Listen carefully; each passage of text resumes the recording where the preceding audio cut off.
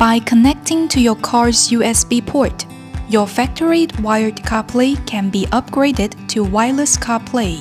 Wired Android Auto can be upgraded to wireless Android Auto. Plug the product into the USB port of your car. Turn on your iPhone's Bluetooth and Wi-Fi. Connect to the product's Bluetooth. Wait for a prompt on the car for CarPlay connection and enter the product's UI interface. iPhone pop-up prompts. Click Use CarPlay.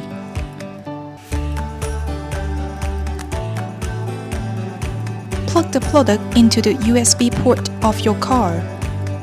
Turn on your Android phone's Bluetooth and Wi-Fi. Connect to the product's Bluetooth. Wait for your Android phone to finish connecting. Click on the Android Auto option in the car to enter wireless Android Auto.